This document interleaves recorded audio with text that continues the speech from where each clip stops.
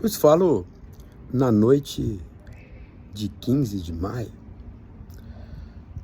falo depois de ter ouvido as gravações que foram encaminhadas ao Supremo Tribunal Federal, gravações apreendidas num computador da Polícia Federal,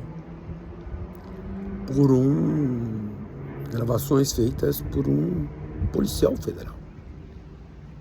No exame dos backups do dito computador, do tal de notebook, se recuperam gravações interessantíssimas, conversas interessantíssimas. Mas por que eu venho falar sobre isso?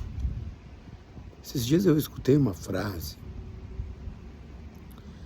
Essa frase não mudou muito ou nada naquilo que eu penso, mas conseguiu dar uma síntese em tudo aquilo que eu penso. Diz assim, a democracia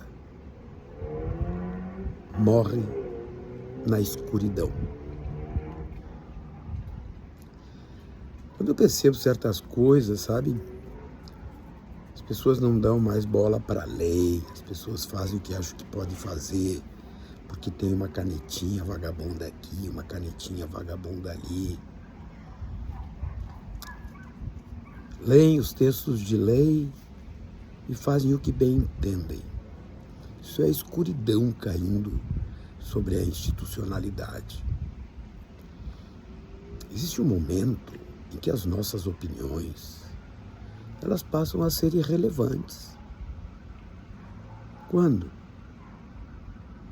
Quando as instâncias democráticas se reúnem e democraticamente, de acordo com a regra que vale para todos, são observadas e as decisões são tomadas. Toda vez que isto não é observado, é a escuridão que vem descendo. Quando se normaliza o ataque à democracia, quando se entende possível o convívio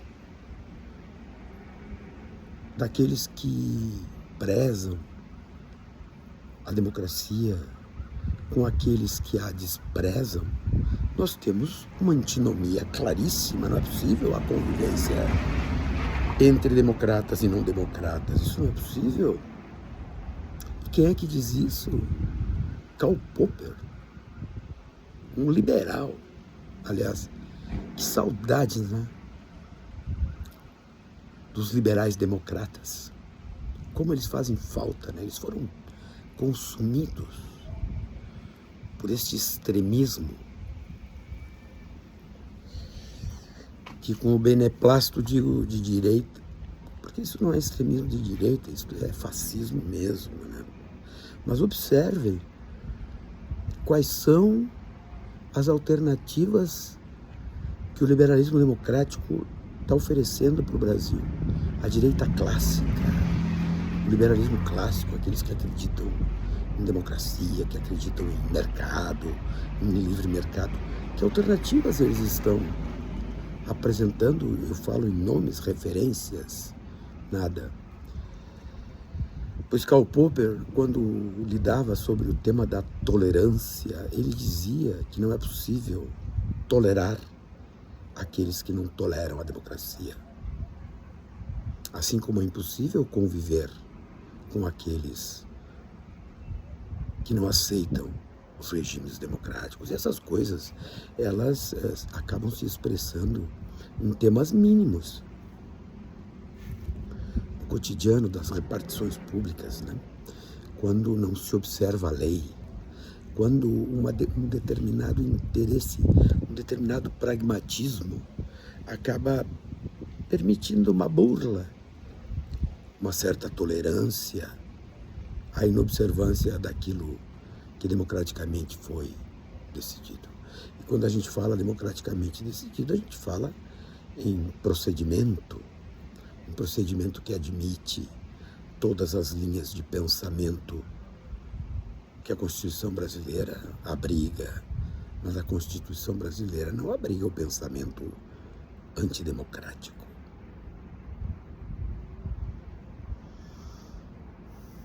E o triste disso tudo é uma certa naturalização.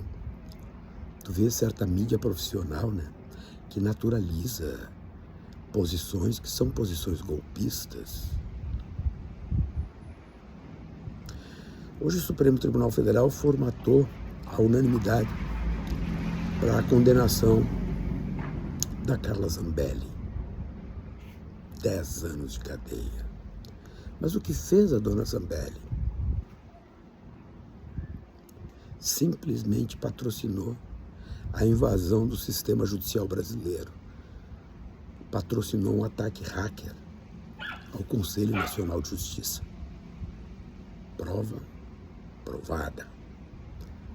E o absurdo dos absurdos é que, dada a decisão por unanimidade no Supremo Tribunal Federal, o Partido Liberal do Valdemar Costa Neto já se encarregou de apresentar uma proposta legislativa para assustar a decisão judicial. Num rigoroso absurdo legal. É absurdo legal. O Congresso Nacional como Câmara Revisora do Supremo Tribunal Federal. Mas será que eles não sabem disso? Claro que sabem. Mas o motivo que não está dito é que o objetivo desta proposta de sustação da decisão da Suprema Corte não é obter a sustentação, mas é criar o tumulto, a balbúrdia, dar vazão aos discursos golpistas, que no mundo inteiro tem um ponto que os unifica. A extrema-direita fascista tem um ponto que unifica todos eles no mundo.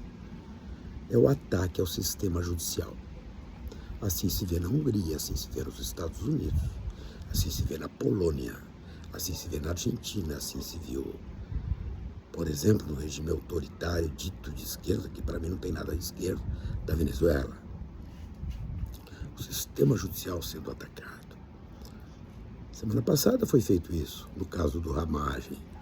Uma leitura que um semi-analfabeto faça no parágrafo 3º do artigo 53 da Constituição vai ver que o objetivo nunca foi o de trazer justiça ao caso. Não, é gerar o tumulto, é produzir o combate ao Supremo Tribunal Federal, como essa extrema-direita fez desde 2019, ali no comecinho do governo daquele Ontem, na entrevista dada ao UOL, isto foi repetido com todas as letras. E repetem. Por quê? Porque desejam naturalizar a escuridão sobre a democracia. Repito, a democracia morre na escuridão. E a cada um de nós cabe jogar luz sobre a democracia. Eu sou dos que peço, sinto falta da direita liberal democrática. Ela faz falta. Como é que pode, né? Essa extrema-direita obtusa, não inteligente, grotesca, grosseira, ter capturado as cabeças liberais democráticas que existem sim no nosso país. É importante falar sobre isso. Eu não vou me cansar de falar sobre isso. Isto é um dever cidadão que eu tenho. Luzes para a nossa democracia, para que eu possa continuar vindo aqui dar opiniões, para que todos possam dar opiniões. E para repetir, definitivamente não há como conviver o mundo democrático com aqueles que querem aniquilar a democracia. Basta escutar o que foi revelado hoje no computador do funcionário, do policial federal, que estava engajado, como ele mesmo diz, na tropa de elite, que defenderia o ex-presidente no seu golpe de Estado. Ouçam o que ele disse. A democracia, tenham atenção a isso. A democracia morre na escuridão.